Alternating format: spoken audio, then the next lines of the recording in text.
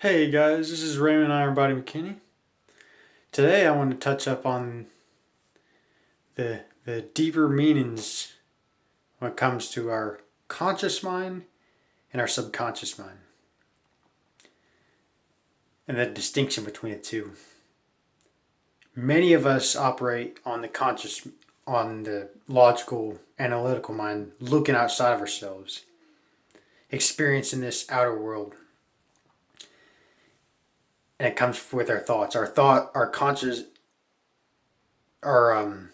mind deals with our thoughts, our imagination, our inner speech. Our subconscious mind, however, is a habit mind.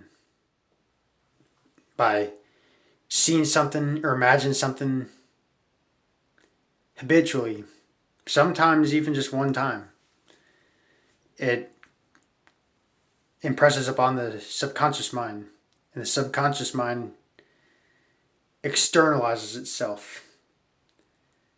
And we have no idea when the subconscious mind is going to be impressed.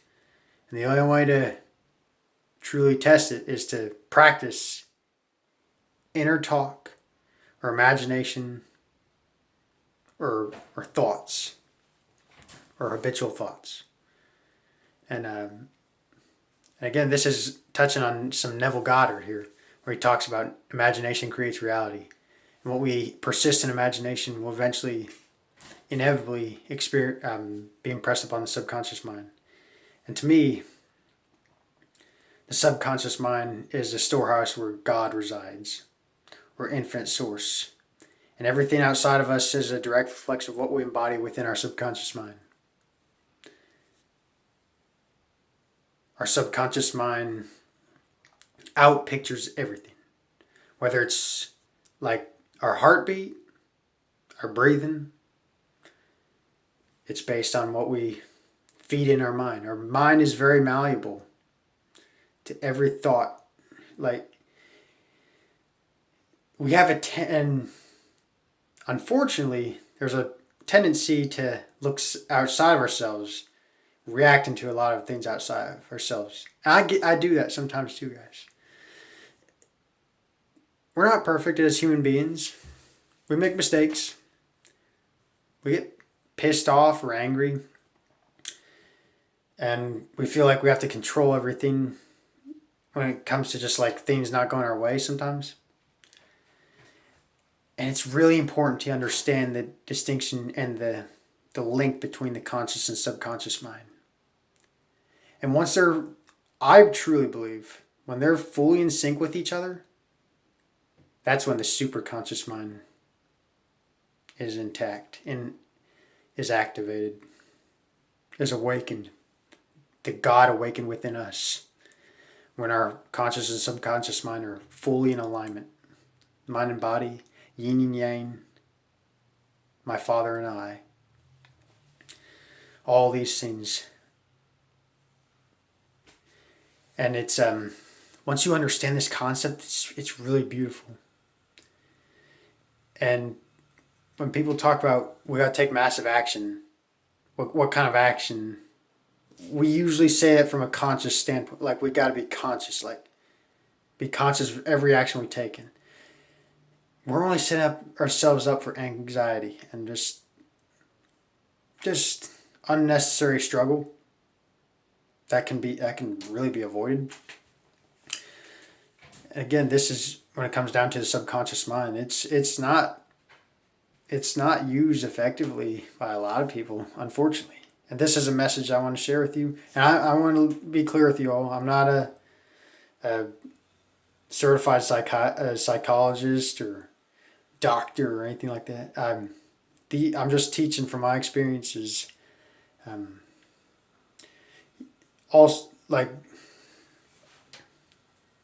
I can give you such examples, such as, when you start out as a child, an infant, you're growing up, your parents teach you certain things, showing you things like you start crawling, and then you get taught to walk. Repetition. It's the repetition that trains the subconscious mind, the habitual mind. And around the age of 7, I believe, 6 or 7, is when we start to develop more of the analytical mind, the mind we get to more easily choose for ourselves. And that's actually the glory and the beauty in all of this. You can choose how to think, regardless of what any external circumstances are, based on our five senses. Say everything that it seems fixed on the outside, like it's like there's no change. But I want to tell you all that we're constantly changing our lives based on our habitual thoughts and interactions, and our inner thoughts and interactions and inner emotions. But it all really starts with our imagination directing our thoughts, and then our thoughts create that emotional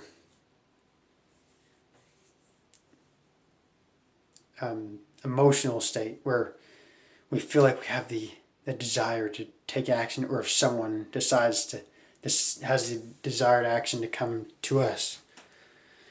This is what all this, like law of attraction or law of assumption, what people are talking about. It's a really beautiful concept when you really understand how this works. You got it. The key is you need to be able to develop patience, because sometimes you don't know when it's going to come. We're always making quantum leaps, whether it's little ones or big ones. And if we want to try to make a big quantum leap, it could happen any moment. We don't know. I don't know, because my conscious mind does not know. I just have to feed the thoughts and trust my intuition, my deeper inner subconscious mind, that it's going to play out exactly, like inevitably, however I picture in my mind. And you can too. We can all rewire our mind. To really understand this is just an amazing thing to know. And I'm sharing this right now because I know there's people struggling in this world, thinking we gotta struggle to get through life, work hard to be recognized, all these things. And it's really a weakness in the subconscious mind, like a weakness in the mind, that negative thought patterns. Like on the outside we seem like we're doing good, but on the inside we're just struggling. I'm not saying all of you. I'm just saying there's people out there that might have those struggles. And if you're struggling, if you are one of those people who are having a hard time understanding this concept, I hope this message right here helps. I just want to, and from my experience, by feeding your conscious mind thoughts that assuming that you are that person you desire to be, you're inevitably going to experience that and being impressed upon your subconscious mind. Our subconscious mind is more powerful than we think, and more powerful than modern psychologists tell us. It's beautiful. So I hope this video helps, guys, and happy manifesting.